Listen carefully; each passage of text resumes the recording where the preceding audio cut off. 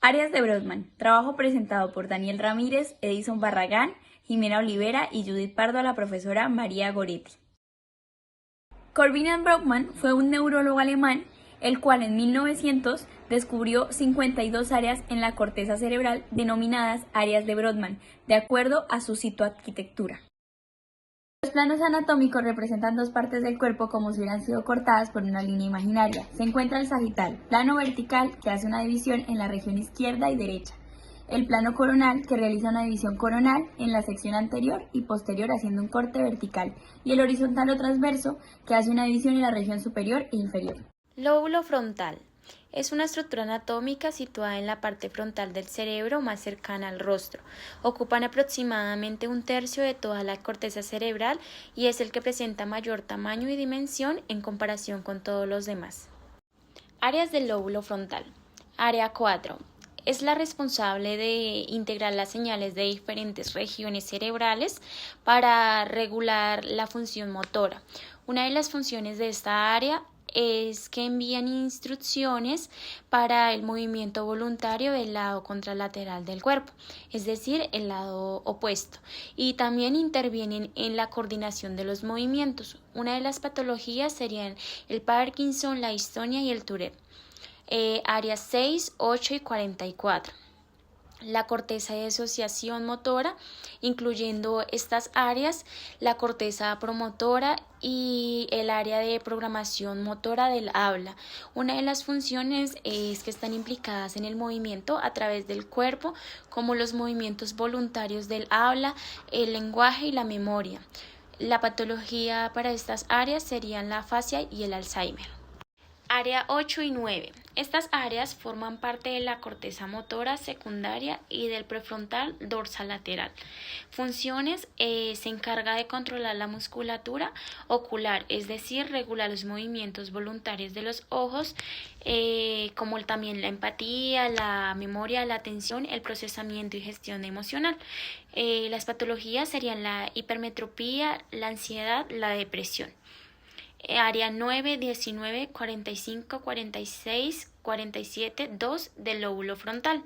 Se asocian con estas funciones y patologías específicas. En resumen, estas áreas se asocian con una amplia gama de funciones cognitivas, emocionales y sensoriales.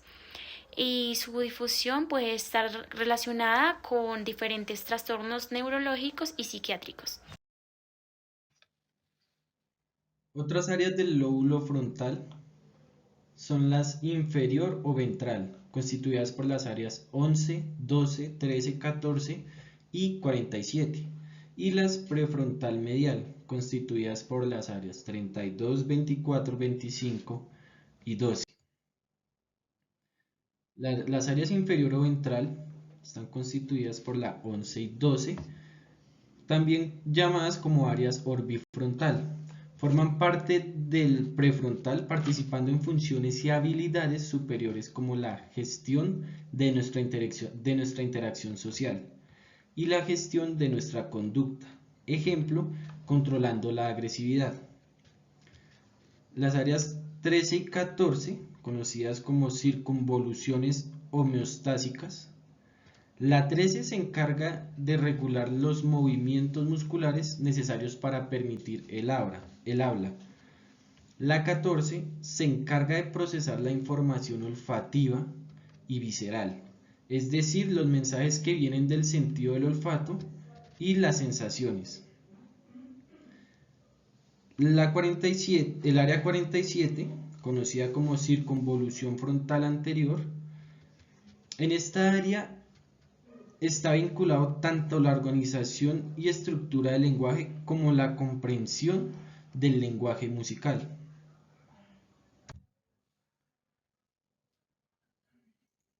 Las áreas del prefrontal medial, el área 32, conocida como área derzoanterior del cíngulo, se encarga de inhibir las respuestas instintivas, una de las características que nos hace más humanos y regular la toma de decisiones. El área 24 o área ventral anterior del cíngulo es una de las áreas que conforman la región lúmbica, de la corteza cerebral y está muy vinculada con el desarrollo de emociones y ejecución de comportamientos instintivos. Área subcallosa, área 25 o área subcallosa se encarga de regular el estado de ánimo, el sueño y el apetito. De igual forma está vinculada al control de movimientos de las extremidades inferiores y el desarrollo de la autoestima. Estas son algunas patologías que podemos encontrar en el lóbulo frontal, como la afasia motora, afasia sensorial, alucinaciones olfativas y amnesia epiléptica transitoria. Para esta parte del cerebro, en el lóbulo parietal, vamos a identificar las áreas de Brodmann. En primer lugar, la 3, 1 y 2, las cuales se encuentran situadas en la zona somatosensorial primaria, las cuales están agrupadas en la circunvolución parietal y la parte posterior del lóbulo parietal central. ¿De qué se encargan? Se encargan como tal del tacto y la propiocepción. La propiocepción es un término que hace referencia a la respuesta muscular eferente.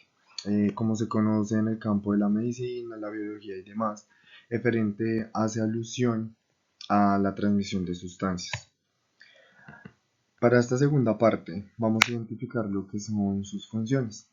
Tiene unas funciones de recepción de impulsos procedentes del sentido del tacto, es decir, cuando se toca algún objeto, que sentimos cuando lo tocamos, cuando hay tacto y cuando hay contacto.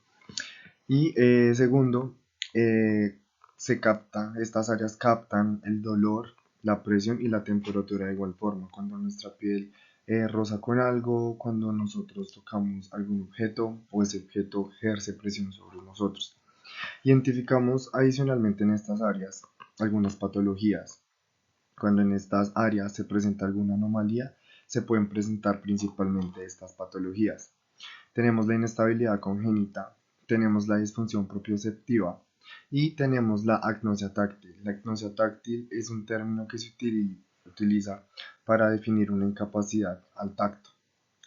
Y por último, continuamos con el área de Brodmann número 43. Este área, como lo podemos ver en la imagen, se encuentra situada en todo el centro del cerebro, ¿sí? Es la corteza gustativa específicamente. Situada en la parte posterior de la ínsula y la cisura de Silvo. La cisura de Silvo son estas hendiduras de la corteza cerebral que podemos identificar. Adicional, podemos validar unas funciones. ¿Qué funciones específicamente cumple esta área? La de identificar los sabores, todo lo que comemos o percibimos con nuestra lengua o boca en general, y la de identificar el gusto de lo que se percibe en otras partes del sistema.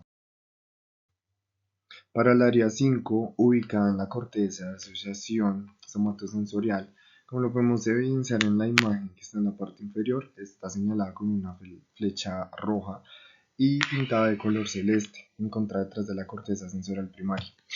Este área es de las áreas que más funciones tiene. En este caso podemos identificar lo que es la función de la estereopsis. La estereopsis es la visión binocular.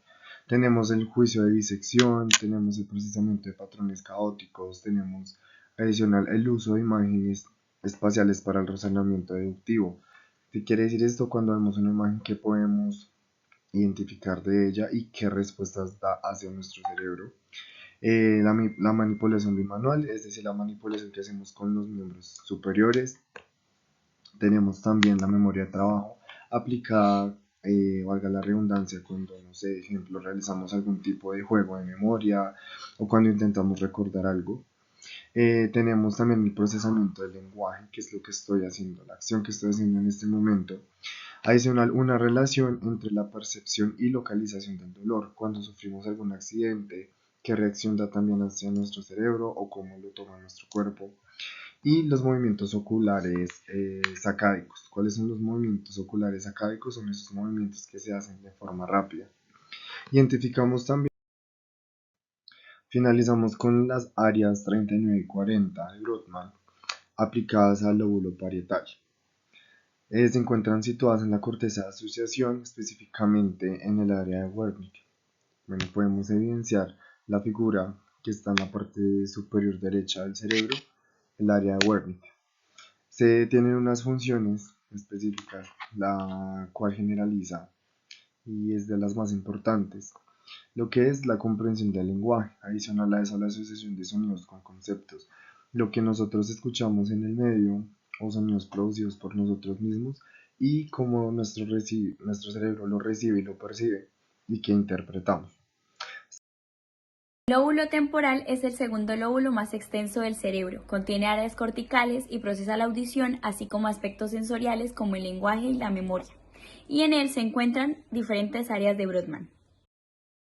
La posición anatómica que vemos reflejada a continuación en el lóbulo temporal y las áreas de Brodmann correspondientes a esta se encuentran desde una posición lateral y sagital. En primer lugar encontramos las áreas 41, 42 y 22 de Wernicke, agrupadas en el área funcional de la corteza auditiva primaria y secundaria, en conjunto de la región anatómica circunvolución temporal superior. Las áreas 20, 21, 37 y 38 están agrupadas en el área funcional de reconocimiento visual de objetos, en conjunto de la región anatómica circunvolución temporal inferior. Por último, las áreas 28, 35 y 36 agrupadas en el área de inputs sensoriales y memoria a largo plazo, en conjunto de la región anatómica corteza entorrinal, corteza perirrinal y corteza parahipocampal. Las áreas 41, 42 y 22 tienen como función la asociación auditiva o interpretación de los sonidos, comprensión y producción del lenguaje, y como patología se encuentra la fascia sensitiva, sordera cortical. Las áreas 20, 21, 37 y 38 tienen como función el reconocimiento de rostros, el permiso de vincular la experimentación de sensaciones al pensamiento y al razonamiento, y conectar áreas visuales con el circuito límbico. Como patología se encuentran las agnosias visuales y la amusia. Las áreas 28, 35 y 36 tienen como función la consolidación de la memoria y el almacenamiento de recuerdos de forma inconsciente, y como patología está el Alzheimer.